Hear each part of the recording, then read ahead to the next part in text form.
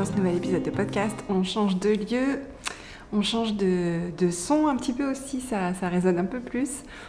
Je suis en vacances et vous me rejoignez dans notre nouvelle maison pour cet épisode numéro 7. Donc, merci de me rejoindre aujourd'hui. Si vous êtes nouveau par ici, derrière moi, ça ressemble pas toujours à ça.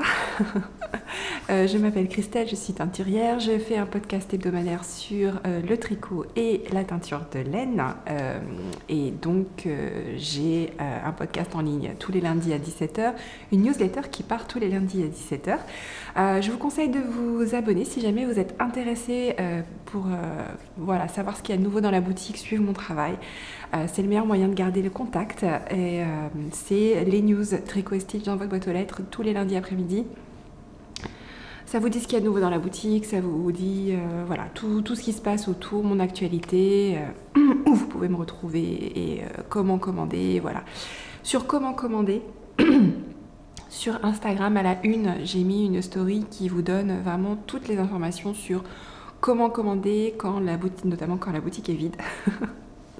Ça vous donne toutes les informations nécessaires pour vous aider et vous y retrouver en fait, puisque c'est vrai que la boutique entre deux mises à jour est souvent vide de ce que je présente dans le podcast en fait. Voilà. Et la dernière chose, c'est quoi ? La boutique que je mets, oui voilà. Un peu le nerf de la guerre. Elle est mise à jour tous les lundis après-midi aussi, sauf si c'est un lendemain de salon, auquel cas je me repose. Voilà. Et donc, si vous êtes des habitués du podcast, merci beaucoup. C'est un très grande joie à nouveau de vous retrouver. Donc oui, je vous avais dit la semaine dernière, je prends quelques jours de vacances. Aujourd'hui, on est dimanche 5 mars, dernier jour des vacances. C'était cool. On continue à découvrir petit à petit le coin de Normandie où on s'installe, qui n'est pas mon coin natal exactement, pas très loin, mais pas exactement. Donc je connais pas très très bien la région, plutôt les consonances de ville et tout ça sont très familières, mais j'y ai jamais passé beaucoup de temps en fait. Donc finalement c'est à la fois familier et à la fois nouveau, ce qui est assez cool. J'ai visité hier un local pour Tricot et Stitch qui je pense me convient, donc je suis trop contente. Voilà, donc je vous en dis plus dès que j'ai plus d'infos de mon côté, c'est tout. Voilà, on a encore tout à formaliser. Faut que je vois par rapport aux dates, il y a quelques petits travaux à faire pour que je puisse m'installer, mais ça a l'air super cool et c'est parfait. Donc voilà. Et voilà, donc c'était vraiment une super semaine de vacances, ça fait du bien. On a pas mal visité, on a été au bord de la mer parce qu'on est à 1 heure. C'est trop cool. Voilà, c'est un super coin. Franchement, je suis vraiment trop contente. Et puis c'est appréciable d'avoir un peu plus de place. On a un jardin là, au-dessus du parapluie à LED. Voilà. Non, c'est vraiment très cool. Alors par contre, comme on est là que tous les 15 jours, on n'a pas encore enlevé Noël. Il y a le sapin qui me fait face là, je le regarde. Il me fait au mois de mars là, s'il te plaît, fais quelque chose. Et j'arrête pas de dire aux enfants, enlevez le sapin, enlevez-le. D'accord, il y a même le puzzle de Noël au pied du sapin encore, c'est pas possible. Il y a la guirlande qui est là. Vous la voyez, attendez, oups, là, la guirlande. Donc une couronne, pas une couronne. Et puis moi, il m'a dit, écoute, la maison est vide. Si on enlève le sapin, ça fera encore plus vide. Laissons-le. Oh, ok. Voilà, et donc c'est une ambiance particulière et assez cool. Alors, de quoi je voulais vous parler cette semaine ? Du coloris du mois de mars déjà. Et puis des projets. J'ai bien tricoté. Ça fait du bien. Ça fait tellement bien de redescendre après, je le dis à chaque fois je crois, mais ça fait tellement bien de redescendre après une période intense. Ah, ça fait du bien. Donc on va commencer par le mois de mars, d'accord ? D'accord? Donc ce mois-ci, j'avais envie de renouer un peu avec la nature et le cycle des saisons. Donc j'ai décidé de faire un coloris inspiré par l'équinoxe de printemps. Alors vous verrez, dans mon esprit, il a des vibes de Mabon et il a des vibes de Druidess. Pas dans le coloris, mais plutôt dans l'inspiration. Je vous montre le mood board. Il est là. Et vous pouvez voir que...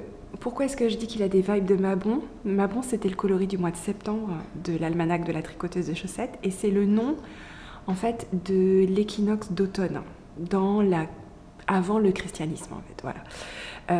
Et qu'on retrouve aujourd'hui dans tout ce qui est Wicca, et quand on est un peu plus proche de la nature et tout ça. Donc... Le coloris de ce mois-ci s'appelle Ostar. C'est pour ça qu'il a la même vibe que Mabon, c'est parce que c'est le nom, dans cette même roue des saisons, en fait, c'est le nom de l'équinoxe de printemps. Et il a des vibes de druidesse parce que je me suis aussi beaucoup... C'est difficile d'illustrer quelque chose d'aussi... voilà, l'équinoxe de printemps, oui, on va tomber dans du vert, les jeunes pousses, les machins, là. Moi, j'aimais bien aussi l'imagerie associée à l'équinoxe de printemps et notamment la personnification de cet équinoxe de printemps sous la forme d'une figure féminine, comme dans Druidess, puissante et bienveillante et c'est ça que j'avais envie de faire passer dans ce coloris. Donc les symboles en fait de cette période de l'année sont dans Ostara sont le lapin, les œufs et la déesse en l'occurrence s'appelle Éostère. On parle de Pâques, à quel point ça... Voilà, comme tout le temps d'ailleurs. Mais faut savoir qu'en anglais, Pâques c'est Easter, donc c'est très très proche du nom de la déesse, et que on mange des œufs de Pâques, d'accord, et chez les Anglais ils ont le lapin de Pâques. Donc voilà, d'accord. Dès qu'on creuse un petit peu tout ce qui est symbolisme et tout ça, ça devient vite très très passionnant. Et je ne fais que gratouiller la surface, d'accord. Je n'ai pas du tout la prétention d'être une spécialiste ou quoi que ce soit, juste gratouiller la surface, c'est passionnant. Donc voilà pour l'inspiration du coloris. Comme les 2 mois précédents, je vous ai fait un contrastant pour aller avec. Mais j'ai une petite mésaventure sur mon contrastant. Je vais vous expliquer tout de suite. Je vais d'abord vous montrer Ostara.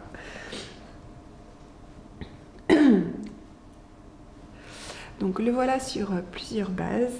Alors vous voyez, on est vraiment dans une palette de couleurs qui n'est pas tout de suite évocative. On n'est pas dans les pastels, on n'est pas dans quelque chose qui va être hyper frais, printanier. On est plutôt dans quelque chose qui va être proche pour moi de la terre en fait, plus et un coloris qui va vous emmener un petit peu dans cette imagerie avec du jaune, plusieurs tons de vert qui tirent vers le vert froid, le bleu canard, ou vert canard suivant. Pour moi, ça c'est pas du...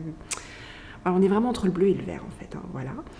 Et des speckles qui vont venir équilibrer et challenger un peu cette couleur. Donc on a des speckles qui vont venir renforcer les couleurs que j'ai utilisées pour le coloris. Donc les tons de jaune, les tons de vert, les tons de bleu, canard. Et on va avoir des choses qui vont venir équilibrer comme le marron, comme le orange et comme du fuchsia intense. Pas de fluo dans celui-là. C'est un de mes coloris qui n'a aucune touche de fluo. C'est assez rare pour le... C'est rare pour le signaler, d'accord. En cela, il est également assez proche de Mabon et Druidess aussi. Druidess, j'ai peut-être collé un peu de fluo quand même dedans. Légèrement, c'est possible. Mabon n'en a pas, ça j'en suis sûre. Donc voilà sur BFL. Le voilà sur MCN. Le voilà sur Tweed. Hop. Le voilà sur l'Urex. Le voilà sur Stellina. Alors, vous vous rappelez sur les... ou peut-être vous vous rappelez pas, sur les différentes qualités de base, on a d'un côté du spectre MCN et l'Urex qui vont vraiment bien séparer les couleurs, qui vont vraiment mélanger un minimum, et donc vous allez avoir des zones colorées très franches. Et à l'opposé, on va avoir Stellina, on va avoir Tweed et on va avoir BFL qui, pour le coup, eux, ont tendance à plutôt mélanger les différentes couleurs, ne pas les fixer et créer quelque chose de beaucoup plus fondu. Donc si je vous mets par exemple, voilà, ces deux-là côte à côte, vous voyez bien, alors c'est pas non plus, on voit bien qu'on est dans le même coloris, hein, il n'y a pas de souci, ils ont été ensemble. Mais on a vraiment des zones plus claires peut-être et des zones plus intenses sur l'Urex, alors qu'ici on va avoir quelque chose de beaucoup plus fondu partout. Voilà, alors comme j'avais un projet spécial pour ce mois-ci, alors j'éteins aussi, pardon, sur, ils n'ont pas tous ces étiquettes encore. J'aime bien vous les montrer sans les étiquettes en général, parce que comme ça vous les voyez mieux, mais bon, celui-là, il a déjà l'étiquette. C'est Extra Fine Fingering, qui est à peu près au milieu du spectre, hein, dont je viens de vous parler. Extra Fine Fingering, elle est au milieu. Elle est au milieu. Elle est neutre, c'est la Suisse. Voilà. Alors, comme j'ai un projet un peu particulier dont je vous reparle une fois qu'il sera monté, parce que sinon après vous allez... je vous en reparle quand il sera monté. Je l'éteins aussi sur DK et Mohair, donc j'en profite pour vous le montrer. C'est un de ces coloris qui est sublimé par le Mohair. Il est absolument magnifique en Mohair, et quand je l'avais imaginé, je voulais même commencer par le teindre en Mohair. Je sentais qu'il allait être génial en Mohair. Et ça, il m'a pas déçu. Il m'a pas déçu. Voilà, donc j'ai un projet que je veux monter avec l'ADK et le Mohair Soie. Ça me permet de vous montrer aussi. Alors, l'ADK a également un effet sur la teinture. Elle a tendance à, comme mettre une loupe, comme le fil est plus gros, les speckles sont plus visibles. Voilà, là on en a un bon exemple. Et ça a tendance à aussi séparer les couleurs. Il y a des coloris qui changent vraiment en DK. J'ai en tête notamment Mabon. Mabon en DK, j'avais des clientes sur un salon qui l'ont même pas reconnu, quoi. Alors que c'était lui. Et donc, voilà. Et donc, le coloris contrastant. Alors, il est là. Il est très foncé, parce que je voulais quelque chose qui vous permette de travailler vraiment en contraste. Il s'appelle Rabbit Moon. Et il est vraiment très très profond. C'est un marron très très profond, mais très chaud aussi, qui commence avec une base vraiment qui va se coordonner très très bien avec ça, puisqu'il est, il commence par une base jaune en fait, sur laquelle je suis venue ajouter des couleurs en montant en saturation, en restant dans les tons marron chauds, avec juste une touche du fuchsia que vous retrouvez dans le coloris Ostara. Donc il va vraiment très très bien se marier, et il va vous faire une paire vraiment très sympa pour travailler un projet en bicolore si vous voulez avoir un fort contraste. Parce que c'est toujours un peu la mission de trouver un contrastant sur un coloris mélangé comme ça, sans partir dans quelque chose qui va jurer entre guillemets, hein, qui reste coordonné mais contrastant. Donc voilà Rabbit Moon. Et je vous montre aussi sur DK. Donc voilà, c'est ce que je vous disais, la DK, elle a quand même marqué un peu plus des endroits plus clairs, des endroits plus foncés. Voilà. Et alors, la mésaventure qui m'est arrivée, c'est que j'ai oublié une des étapes de montée en saturation dans le batch pour vous montrer les différentes bases. Et du coup, ça change vraiment beaucoup, hein. Juste... oublier une étape. Alors, c'est des échos qui sont très très jolis malgré tout, qui du coup ressemblent plus à un coloris que j'ai fait il y a quelques années, qui s'appelle pain d'épices et framboise. Donc ils sont beaucoup plus clairs en fait. Voilà, il manque la dernière montée en saturation que j'ai zappé. Je n'étais pas concentrée, j'en sais rien, j'ai zappé. Il est très beau sur MCN, d'ailleurs j'ai douté. Hein. Avec MCN j'ai douté, je me suis dit, est-ce que tu veux pas le laisser comme ça quand même, parce qu'il est vachement beau. J'aime bien. On voit plus le rose, d'accord.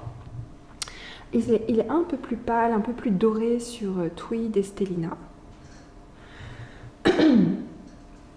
Et pareil sur Lurex en fait. Voilà. Donc il est très joli aussi comme ça, mais c'était pas ce que j'avais en tête. Donc je vais mettre ceux-là en vente dans la boutique. Voilà, ces deux-là m'ont fait douter parce qu'ils sont quand même assez proches. Mais on voit bien qu'il y a une étape quand même qui manque et je pense qu'ils contrasteraient moins. Après, voilà, MCN et BFL, ils ont tendance à, MCN, ne pas mélanger les couleurs, BFL à mélanger les couleurs, mais les deux prennent très intensément la couleur. Donc c'est vrai que sur la base de ces deux-là, j'ai hésité. Je pense que je vais lui donner un autre nom et je le mettrai dans la boutique. Et si jamais vous avez un coup de cœur pour celui-là, je pourrais toujours vous le refaire puisque je sais, c'est la même recette, il faut juste la dernière étape. Voilà. Et je l'ai peint aussi sur, donc ça c'est le coloris initial sur mohair à soie, qui a pris en fait le halo du mohair a vraiment pris la couleur de départ. Donc on a quelque chose d'assez chaud en fait par rapport à ça. Chaud, je ne sais pas si c'est chaud, plus jaune en fait. On voit le jaune ressort plus. Donc ça va vraiment changer un peu la couleur aussi du résultat final, mais ça fait partie du projet que j'ai prévu sur lequel j'ai prévu de travailler. Donc voilà, on a peut-être sur la soie, c'est la soie en fait qui a pris. Il veut pas faire le point parce que c'est. Je pense que c'est parce que c'est. Voilà. C'est dur pour lui de faire le point là-dessus parce que c'est comme s'il était déjà flou naturellement. Voilà.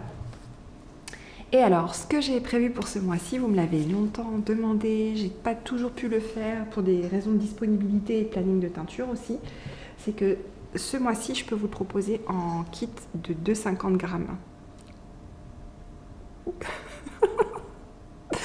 Donc voilà, c'est donc une base 75% mérinos, 25% nylon en 50 grammes. Elle est un peu plus fine que l'extra fine fingering, mais elle est vraiment très très sympa et elle vous permettra de faire un projet. Voilà, vous pouvez avoir les deux coloris avec au total 100 grammes. Voilà. Donc voilà pour Ostara. J'espère que le coloris vous plaît. C'est un coloris que j'ai hâte de mettre sur mes aiguilles, bien occupée par ailleurs, mais quand même. Et ça me plaît énormément de faire tous les mois le projet chaussette, mais aussi de lancer un projet plus important. Déjà, ça me donne l'impression que je fais quelque chose de ma vie. D'accord. Je suis pas juste en train de faire des chaussettes et teindre de la laine. Je sais que je fais quelque chose de ma vie par ailleurs, mais enfin, je sais pas comment vous expliquer, ça me donne l'impression d'avancer et je me permets de me lancer dans des projets qui pour moi me paraissent un peu énormes et un peu fous, comme le beau pull en brioche. C'est très très satisfaisant en fait, c'est hyper satisfaisant. Donc voilà, et j'ai hâte de le mettre sur mes aiguilles. Donc je voulais vous le montrer d'abord et puis je pense que je vais castonner cette semaine. Je vais profiter aussi de cette période de l'année où je n'ai que un salon par mois pendant 3 mois là, avant d'arriver dans le maelstrom du mois de juin. J'ai toujours, bien en tête de préparer mon stock de salon, etc. Je suis aussi un peu plus claire sur la façon dont je vais m'organiser pour déménager l'atelier. Je pense que je vais tout laisser opérationnel vraiment jusqu'au dernier moment. Et au dernier moment, j'emmènerai tout. Je poserai tout avec un minimum pour que tout soit prêt déjà sur l'atelier et que j'ai juste à poser mes casseroles et bim, on continue. Je reviens tout de suite, j'ai le nez qui coule comme d'habitude. Voilà. Donc, les projets. Alors, déjà, j'ai commencé le cal Ghostbusters. Je vous avais dit que j'arrivais pas à choisir. Hein.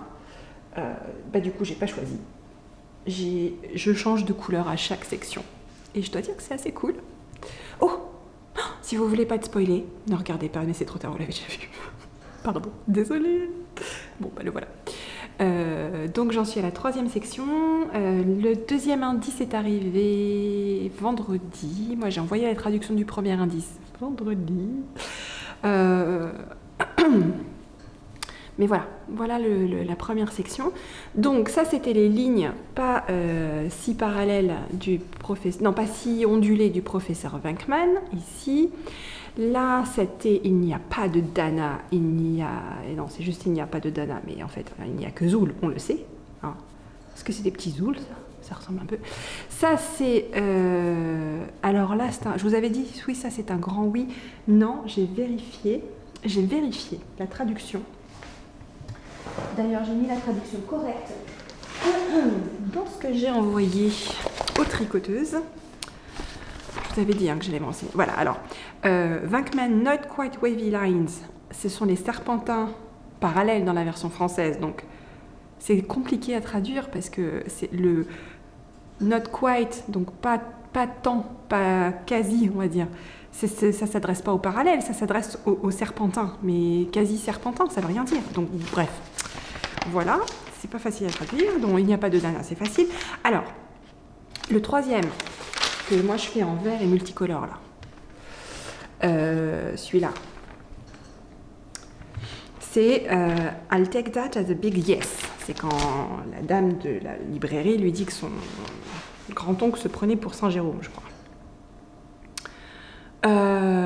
Son oncle se prenait pour Saint-Jérôme.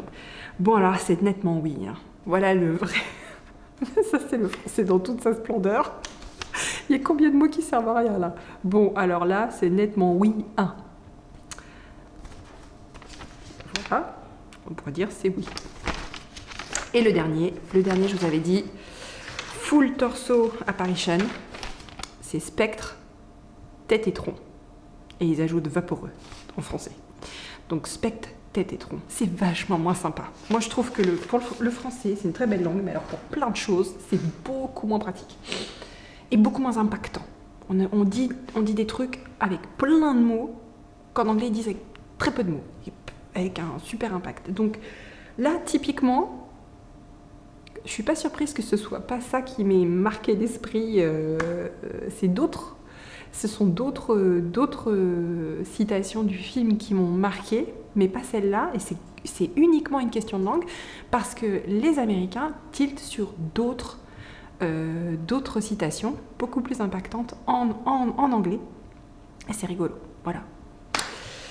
J'adore l'anglais, c'est mon autre passion, hein, voilà.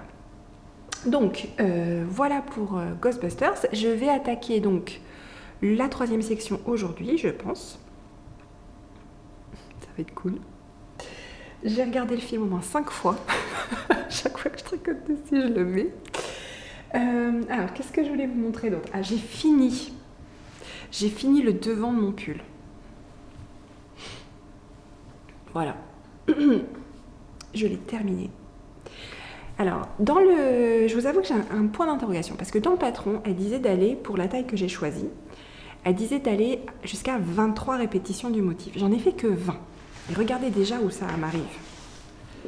20, vous ne pouvez pas voir parce que la caméra est beaucoup trop haute. Bref, ça m'arrive en dessous de l'os de la hanche, en fait, hein, déjà. Bien en dessous de la ceinture du pantalon. Donc ça fait déjà... Si j'avais rajouté 23... si j'avais été jusqu'à 23, je pense que ça m'aurait fait genre une tunique qui me serait arrivée carrément en haut de la cuisse. Et quand on regarde le modèle, notamment le modèle, pas le modèle de la fille super mince, mais le modèle de la fille un peu plus ronde, qui du coup, on suppose, a une plus grande taille, qui doit être à peu près celle que j'ai faite, puisqu'ils disent de prendre vraiment une aisance positive très importante, parce qu'on veut que les panneaux, en fait... Voilà, comme la construction, c'est 2 panneaux identiques qu'on joint aux épaules, et qu'on bloque et qu'on joint aux épaules. En fait, si on veut, le truc joli, c'est que ça fait vraiment des manches, comme ça tombe. Et si on veut que la brioche tombe un peu sur l'épaule, il faut faire beaucoup d'aisance positive, d'accord ? Donc moi j'ai décidé de les écouter, j'ai fait une taille beaucoup plus grande que ce dont j'ai rajouté je crois 30 cm ou 40 cm à ma taille, parce que je voulais avoir cet effet qui tombe au niveau des épaules. Sinon on a quelque chose, la manche elle va venir prendre ici et c'est pas, le modèle n'est pas conçu comme ça en fait. Mais j'ai un point d'interrogation sur le nombre de répétitions parce que moi j'ai compté du coup sur la dame plus ronde qui a donc une taille certainement plus proche de la mienne. Ben, elle en a que 18. Ça fait 5 de différence. 5, c'est énorme quoi. Ça fait 1, 2, 3, 4, 5. Regardez ce que ça fait de différence, 5. Ça fait quand même une grosse différence de hauteur. Et déjà, le sien est long. Donc je me demande même s'il n'y a pas une erreur dans le patron parce que pour la plus petite taille, il recommande 22 répétitions. Donc 2 de plus que j'ai déjà faites. Et les mannequins, enfin les modèles, on n'a pas l'impression qu'elle porte une tunique. On a l'impression que c'est un pull, quoi, normal. Donc à garder à l'esprit. Donc ils disent bien, vous répétez le motif. Ils donnent le nombre de répétitions, donc pour ma taille 23. Ou jusqu'à atteindre la longueur désirée. Mais dans mon esprit, les indications devaient correspondre au modèle pris en photo, pas à une longueur désirée. Voilà, c'est pour les gens qui veulent faire des trucs soit vraiment plus courts, soit vraiment plus longs. Mais en toute logique, on doit pouvoir se dire que ça correspond au moins à ce qu'on voit en photo. Donc, à garder à l'esprit, à moins que vous vouliez vraiment un truc très long, faut pas faire le nombre de répétitions. Je pense même que j'aurais dû m'arrêter peut-être à 18 comme sur la photo, c'était largement suffisant. J'aime pas les trucs trop longs non plus. Bon, on verra au blocage, j'essaierai de pas le bloquer trop en longueur et plutôt de le bloquer bien en largeur pour avoir ce côté boxy et qui tombe bien sur les épaules. Donc voilà. Donc ça c'est ce sur quoi j'ai avancé. Ensuite j'ai bien avancé sur les chaussettes du mois de février et ça va me donner l'opportunité de mieux vous expliquer ce que j'avais en tête. Donc, puisque j'ai fait la première partie de brioche, donc voilà ce que j'avais en tête. Des côtes, de la brioche qui va faire un espèce de soufflé et recôte. Et là, je suis sur le point d'attaquer la deuxième section de brioche. Et donc, dans mon esprit, quand ça va être porté, ça va vraiment, on va plus voir en fait. Hein, ça va faire un effet comme ça, un effet un peu jambière de gym des années 80, quoi. Voilà. Donc ça veut dire aussi que ça va être un modèle qui va, je pense, utiliser pas mal de la laine comme ça. Celles qui font des chaussettes avec 50 grammes, par exemple, à mon avis, là, vous ne pourrez pas. Il faudra vraiment un écheveau de 100 grammes, puisque du coup, la jambe, la tige de la chaussette va être beaucoup plus longue pour lui permettre de retomber avec cet effet un peu soufflé. Donc, je pense au moins 3 soufflets, voire 4. Voilà. Et après, alors ce qui est sympa, je verrai si je peux, je sais pas, mais c'est complètement réversible pour l'instant. Et ce côté-là est très joli aussi. Ça serait sympa de faire un talon qui permet de conserver cet aspect réversible. Donc je vais voir. Je vais voir. Peut-être faire des côtes tout du long. Garder des côtes, pas faire un talon renforcé, mais faire un talon peut-être en raccourci. Enfin, voilà, j'avais en tête ça, je me suis dit que ça pourrait être sympa de faire des chaussettes réversibles, puisque la brioche, c'est toujours intéressant des deux côtés, en fait. Surtout quand c'est de la brioche simple comme ça. C'est vraiment, qu'est-ce que j'ai trafiqué? Ah oui, voilà, c'est bon. Voilà. Et alors, le dernier projet que je vais vous montrer sur lequel j'ai bossé, j'ai pas avancé sur les chaussettes du mois de janvier du tout. J'ai avancé sur d'autres trucs. Mais celui sur lequel j'avais vraiment envie d'avancer, c'est ce pull complètement fou. Je vous avais montré le col la dernière fois, vous vous rappelez, c'est le Fazy Sweater. Alors voilà le... Très discret. Je vous avoue que malgré mon amour des couleurs flashy, j'ai un gros doute sur les couleurs quand même, mais non, en vous le montrant comme ça, j'aime bien. Et après, je me dis, moi, j'aime beaucoup Desigual comme marque de vêtements, d'accord, leur côté, leur approche décomplexée des couleurs, complètement foufou, des fleurs partout, du fluo, en veux-tu, en voilà. Enfin, j'aime vraiment beaucoup cette marque. Et je me dis, non, avec un jean, c'est le truc. On peut faire n'importe quoi, tout passera avec un jean. Avec un jean genre bleu pétrole comme ça, ça va être vachement sympa. Hein, je ne vais pas... je vais continuer à le tricoter, c'est juste que je sais pas à quoi j'ai pensé quand je me suis dit que ce serait cool d'avoir et le violet pétant et le orange fluo. J'ai pas réussi à choisir un des deux, j'ai dit allons-y pour les deux. Et je trouve que la difficulté de ce patron, c'est qu'il y a... Quand on regarde le patron, en fait, on a l'impression qu'il y a moins de couleurs que ce qu'elle préconise. En fait, on a l'impression que elle en a que 4, alors qu'il y en a 5.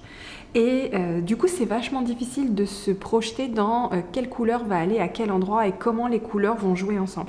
C'est-à-dire que quand j'ai monté les mailles, j'avais même pas percuté qu'ici ce serait orange fluo. Et je n'avais pas percuté que tous les motifs seraient soit orange fluo, motif violet ou violet, motif orange fluo. J'avais même pas percuté.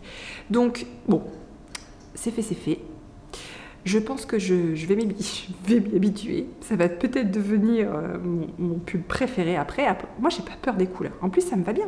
Je l'ai essayé, franchement, je le porte. Il faut juste que je me trouve un rouge à lèvres orange fluo et ça ira très bien. Voilà, c'est très bien. Donc, mais bon, vous sentez un peu le...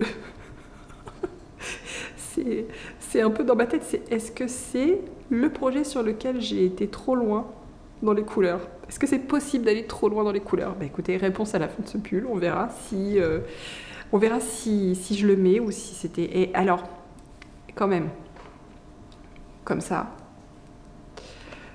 il envoie des vibes Halloween, ça non plus j'ai pas prévu, hein. Mais orange et violet, enfin... Voilà. C'est pas grave, j'adore, je le mettrai pas que à Halloween, mais en le tricotant, je me suis dit, ah, tiens, voilà.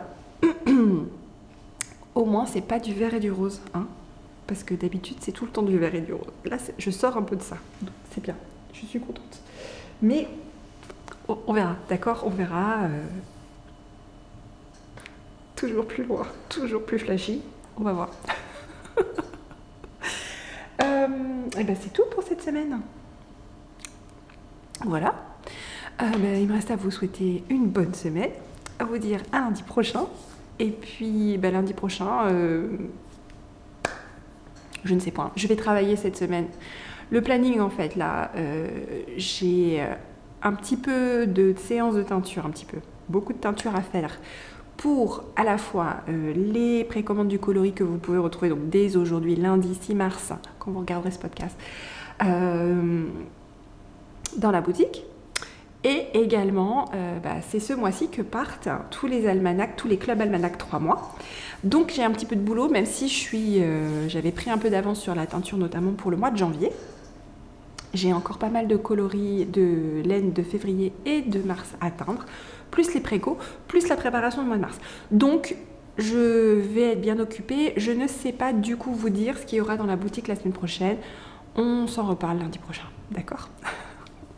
Allez, je vous souhaite une très bonne semaine et prenez soin de vous, tricotez bien, amusez-vous et on se voit lundi. Bye.